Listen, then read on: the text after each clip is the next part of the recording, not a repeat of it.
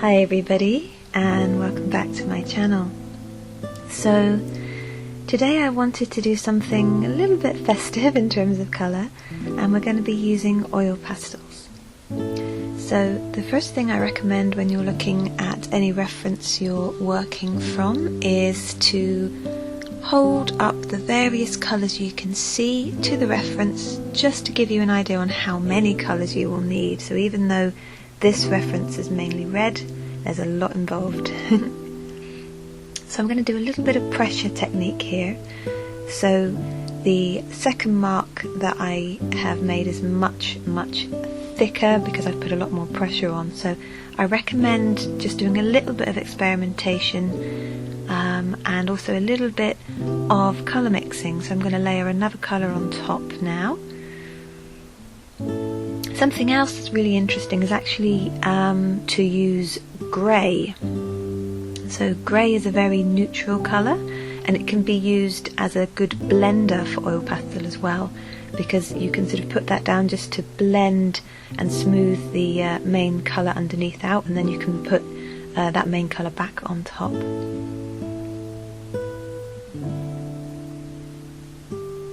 So what I'm going to do now is start with just a basic outline, and obviously working from the reference photo, I'm just going to dart my gaze back and forth and just start with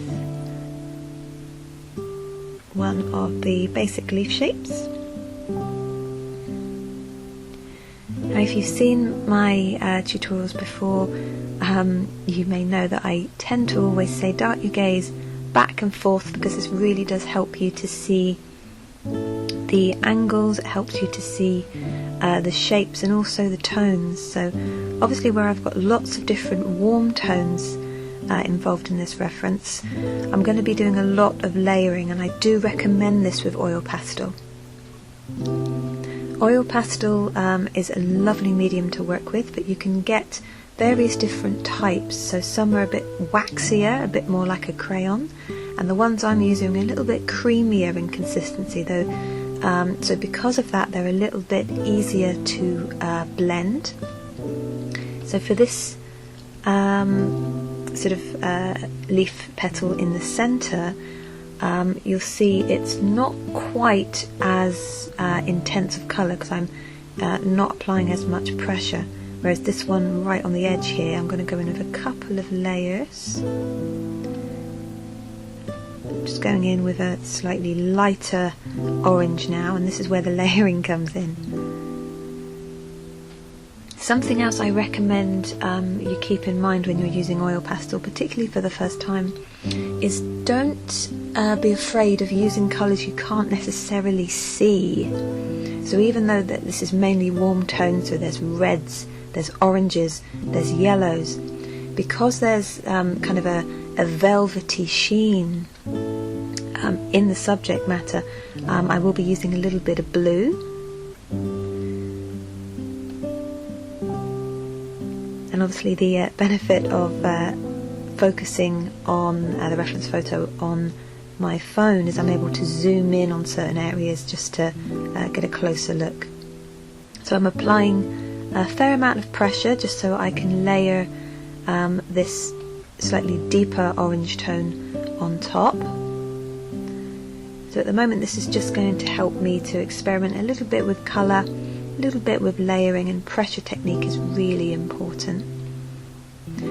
And also what I recommend is when you're starting out, don't worry if it takes a while for it to look right. Sometimes it's that process of several layers before it will actually start to emerge.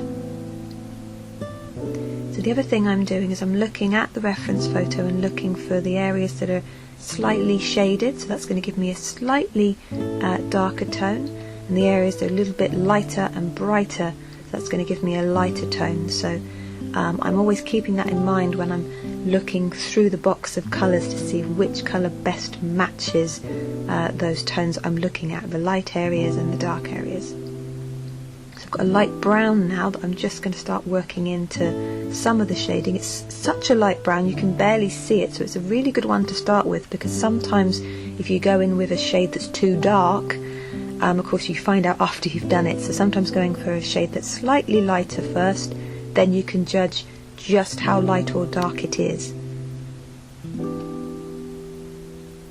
So here comes the blue. So I'm just going to put a little bit of this and just layer this in. So obviously when it's layered directly on top of the colours I've already done, it's sort of a light, almost grey colour that it actually appears as, but as it goes right on the edge onto the black sugar paper that I'm working on, it looks sort of a much brighter blue. So that's good to bear in mind as well when you're experimenting with colour, is the colour will change. Sometimes the colour you see on the material itself, and then you see the colour once you actually put it on the paper, or you put it on top of another colour, it will look slightly different. So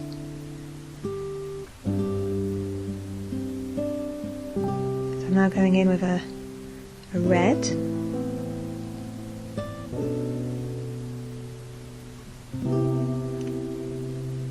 And I've got a slightly darker brown now, so I'm looking at the shade that's on the edge there and just build this up.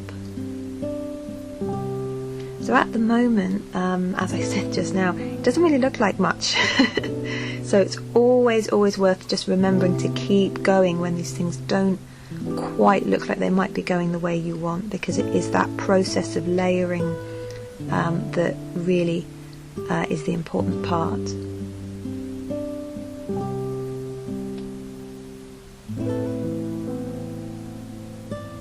So going back in with sort of the orangey red here, just to go back over. So that's something else that I'll mention, is sometimes when you put a sort of highlighted lighter area in, or you've put some sort of darker shadow areas in, you may find you need to go back in and layer in your colour again, because obviously when you have the colour on its own and then you have another colour layered on top, and then you put the original colour back on top, it does change, because obviously you've got several layers of colour by then, so all of that is starting to sort of merge and blend together, and that's what will make it look hopefully a little bit more 3D. I'm going to put a little bit of yellow just to make this just stand out a little bit more, so it's got a little bit of oomph to it, so to speak.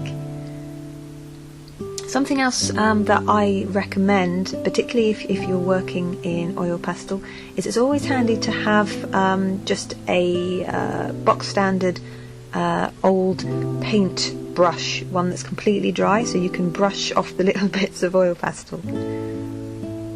Right, so I'm just going to put the central stamens in now.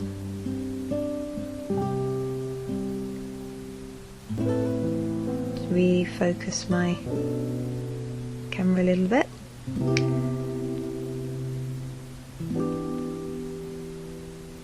I'm going to put just a little bit of a sort of navy dark blue in here, so even though, as I said, sometimes you can't see the colour directly, because I'm layering it on top of colours I've already done, it doesn't actually appear to be quite that sort of bright yet dark blue that we originally see, because it's being layered on top of other colours, so naturally that's then going to change the way that that colour appears. So it's always worth experimenting.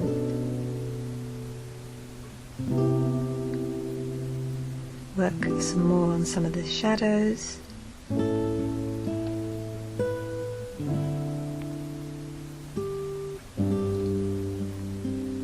Right, I've got the darkest now. I've got some black, so I'm going to use this sparingly. Black is a very solid, final colour, so it can take over if you use too much of it. So, but sometimes it really does just help to add a little bit of definition to the areas that are the most shaded.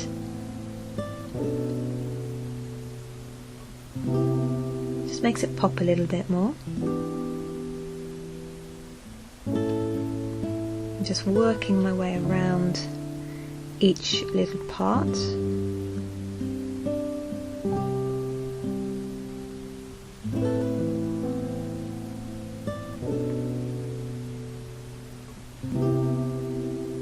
I'm going to put a few just in the background here.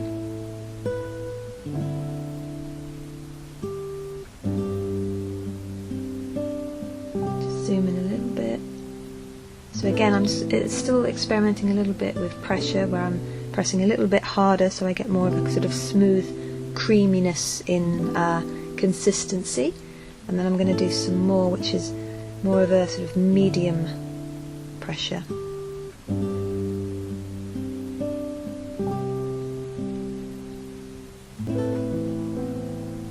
And obviously, because I'm recording this in real time, hopefully this will help you to see how it builds bit by bit.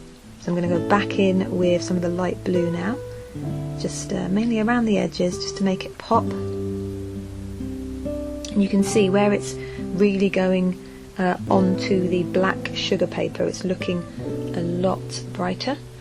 Now there's that grey again that I mentioned is really helpful just as a sort of blending tool more than anything. And obviously you can layer on top of each colour, as I said. So I'm just going to put some of this back in. So that's something that you'll also find not just when you're drawing with dry materials such as this, but also when you're painting. As often what happens is you're putting in a colour and then you may find you need to increase it in intensity by adding a sort of brighter highlighted colour, or maybe you need to do a little bit of a shaded or tonal value of that colour, and then you end up taking some of that colour out by putting another colour on top of it. So layering is really important. It's not just about finding the right colour and layering the colours up. It's also about sometimes putting the colour in and taking it out, putting it back in and taking it out, because you're putting various different colours on top of each other, and as soon as you do that, obviously it changes how you see the colour, because it's not just a single colour anymore, it's a colour on top of maybe five other colours. So it's definitely worth maybe doing a little bit of research into colour theory and colour harmony. So these things are really helpful when you're starting out. So I'm going back in with my black now, and as I mentioned a second ago about taking colour out once you've put it there, that's what I've done just around the outside by putting that black on top of the orange, just to make it more of a sort of shaded orange. Put a little bit of yellow in here just to brighten it ever so slightly.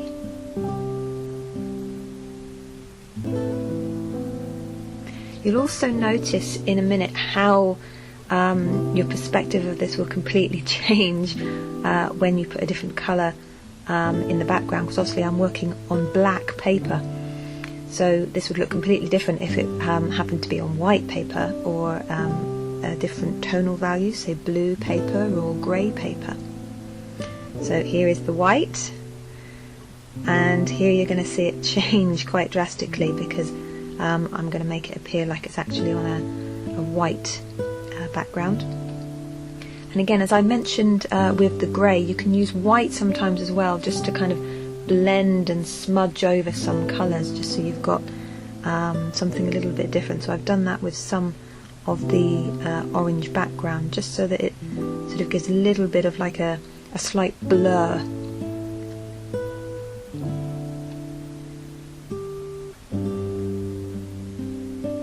And there go the little bits of oil pastel.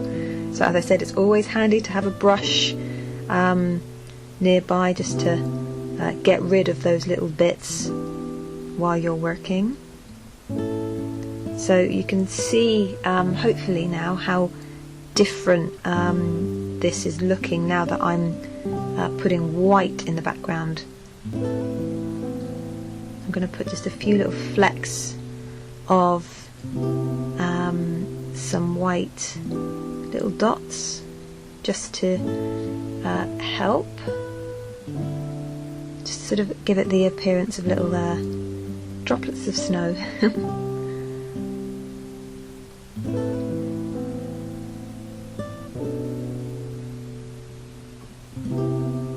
Get rid of some of those little bits. If you are new to my channel, welcome. It's really lovely to have you here. My name is Emma. And obviously if you are familiar with my channel, thank you for staying with me. I really appreciate it. So I'm just going to put a little bit more red in here now, because as I mentioned, now that I've started to put some white around the outside, it's changing the way that I'm perceiving the colour of this poinsettia. So I'm going to put a little bit more red just to make it a little bit more vivid, a little bit brighter. And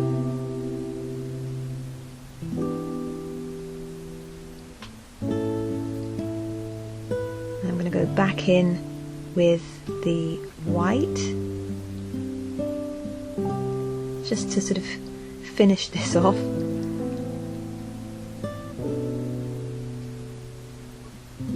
So as I mentioned, welcome if you are new. Please like and subscribe if you haven't already. I do really appreciate it, and I read all of your lovely comments. Feel free to have a look around my channel. I have all sorts on here, from other art tutorials. I've got some papercraft related demonstrations as well, from junk journaling, bullet journaling. I've got some virtual exhibitions. I've got all sorts, so please do check that out. There should be something for everybody. I've got lots more planned, some a little bit more for slightly advanced, and some that are for beginners. And if you have any suggestions of anything that you'd like to see that you would find interesting, please let me know. So I'm just going to finish this off, and I hope you found it helpful. Just zoom that in a little bit. I will see you soon.